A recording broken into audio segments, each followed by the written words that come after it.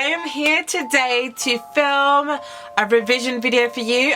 I know you guys have a good week left of Easter, which means that you can get a good amount of revision in. So I am planning to drop consecutive revision videos. This video today is going to address how to get the grades you need. I'm gonna give you a couple of tips that help me to get straight A stars. So yeah, it's gonna be very quick and it's not gonna be like physical revision. What I'm gonna do first is do kind of the talking and advisory thing, you know, just to make sure you guys are settled and okay before like delving into revision, because I don't want to overwhelm you guys. So yeah, I apologize about the planes. I live near Heathrow and I know that you can hear them, which is quite annoying, but if I have to deal with it, so do you. So my first tip would be for someone in at the end of year 11, start of year 12, starting to think about what they want to pick and starting to think about the grades they want to achieve in year 13. So my first really big piece of advice would be to understand that what you pick in year 12 is very important, because if you pick subjects that are interrelated, it will make your life so much easier, because it means that the kind of content and ideas you're looking at are similar, and it means that you can draw on different disciplines from different subjects to help you. So for example, I did in year 12 geography, photography, history and English, and this combination of humanities subjects and an art subject meant that I was looking ahead and thinking, okay, I want to do English at university. I have to ensure that I can get the most out of my A-level subjects into feeding into the degree I hope to do. And I chose those subjects because they would be able to kind of help me with my study of English. So for example, history is one of the best subjects. If you're like doing a really big essay discipline kind of thing, history is so good at that, because I could never get the swing of history essays because they are so like, so history helped me with my essay discipline. Geography helped me to think about kind of sociological concepts and stuff like that that can help with English and like analysis and just interpreting different types of literature. And photography helped me with the kind of more artsy side of like perspective and inference and metaphors and feeling and stuff like that. So I would say that try to make your subjects interrelated and feed into the degree that you ultimately want to do, and it will make your life easier when it comes to writing personal statements. And I did a video about personal statements with Temi, so I'll leave that down below for you to check out. Related, then use those skills. They are called transferable skills. Use the skills you know from sociology in English. Use the skills you know from politics in history. Use the skills, not necessarily the content, but I believe the skills you acquire doing different subjects can help like the different subjects you are doing. The skills of essay writing that I specifically learned in history, I took with me into English, and that made my English A-level slightly easier, because the skills in history are, I would say, slightly stricter in terms of essay writing rules than English. So it was really beneficial for me to use those transferable skills. You might do, for example, maths and a science, and your skills from maths can transfer into those sciences. And by skills I mean like the kind of like the discipline, how you even organize your revision, because my subjects were very similar, the ones that I was being examined in. I've been asked a lot to do videos about history and geography revision, and the way I revised for English is the way I revised for history and geography. So the way my folders were organized in English is the way my folders were organized for history and geography. The way I had these. So I had these for English. Come exam season, I bought these to like fit in all my revision, and because I was only being examined in English and geography, I did the same thing for geography. So I mean, try look at the transferable skills as in what can you adopt from this discipline that you can take into that discipline. And because I wasn't doing, for example, English and a science, it means that I could revise in the same way across the board, if you get what I'm saying, because you're not necessarily going to do like the same kind of revision and essay practices for science in the way that you're going to do for maybe a humanities subject. So yeah, think about your transferable skills. About being organized. Organization is such a huge thing for me. Like, you need to be organized. Your grades won't come out of nowhere. I'm sorry. You need to have your lever arch files. You need to have your, if you want, your A3 folder holders. You need to just be organized, and having clear subsections in your folder, having divisions in your folder will make that so much easier. I do have videos about organization and how obviously that organization led me to getting the A star in English. So geography, it's exactly the same. Guys, I am like literally, my folders were meticulous. I'm one of those people, their folders need to be like just so. My folders were like literally, my geography folder was like 10 times what my English folder is. So you need to just get organized, like get on it. If you're not organized, then everything's just gonna be mentally all over the place, if that makes sense. I had this epiphany, I believe in like year 12, that I need to be organized, because what I did GCSE, I was not organized, and what I would do is revise on my bed.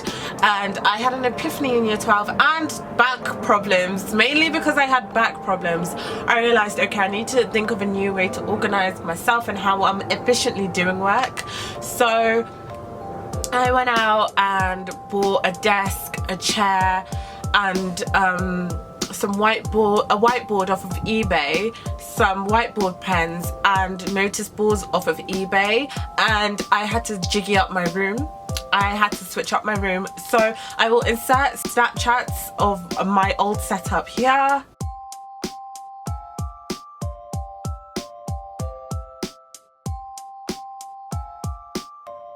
So what that setup allowed me to do is just to have a space where I knew mentally, okay, this is for work, because at GCSE I would revise on my bed. For all of my GCSEs I revised on my bed, and like that's not separating your like comfort and entertainment zone and whatever to your work zone.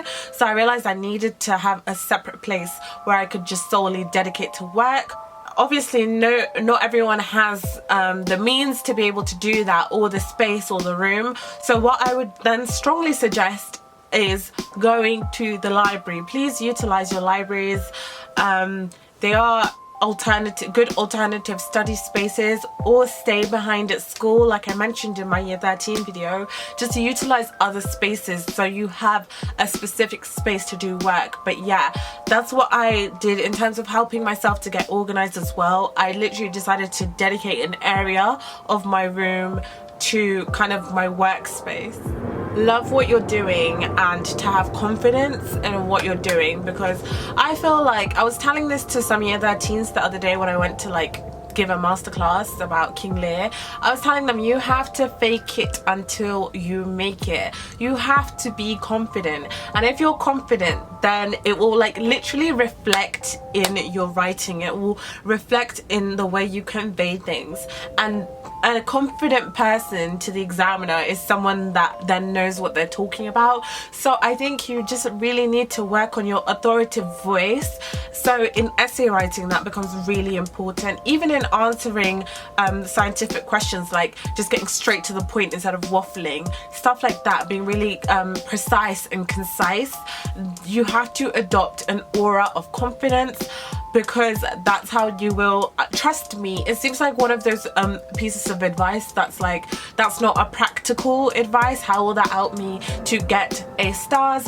But these things, you have to realize, all these things culminate into you achieving what you want to achieve. It doesn't just come from strictly studying, it doesn't just come from being confident and cocky and thinking, oh, I don't need to know anything, let me go into the exam without having revised. No, it comes from all of these things put together. Okay. Another tip is this app, okay? I'm not being sponsored or paid to show this or whatever, but another really good thing I discovered in year 13 was, okay, so like at GCSE in year 12, I used to revise listening to music. But things became serious in year 13 and I couldn't do that anymore.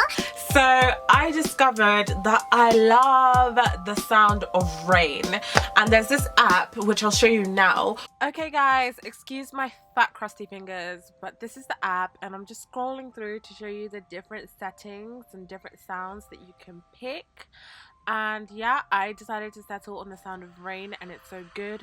And you can see my timer was 25 minutes.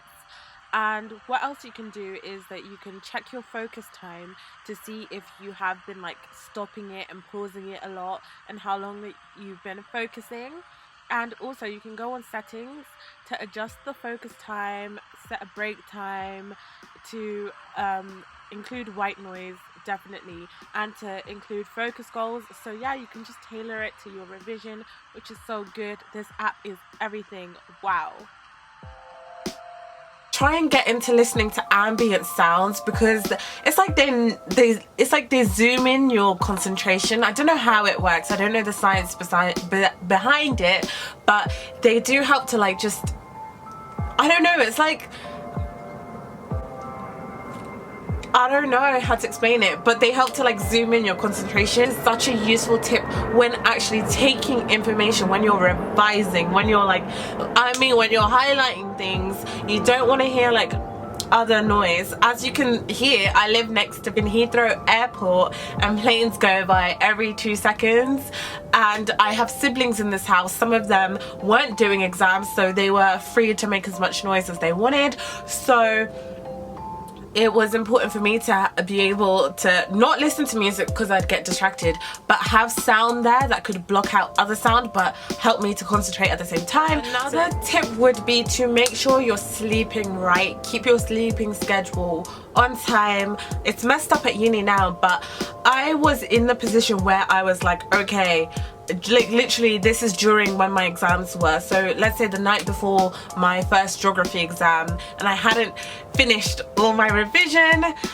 Even if I was in the position where I hadn't finished my revision, I would say 10:30 or 11 p.m. that's cut-off time. I don't care if I haven't done everything I needed to do. I don't care if I haven't finished my revision. I'm going to sleep. You need to prioritize your sleep. You need to sleep. Don't sacrifice sleep to revise. Just sleep.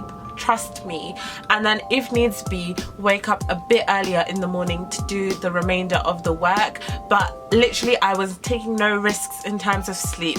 You can't afford to be tired in the exams. Your brain is literally working at like full capacity, and if you're tired, it just won't function right. So in the 8 weeks leading up to exam season, I got off social media. So I deleted Twitter, I deleted Facebook and Instagram.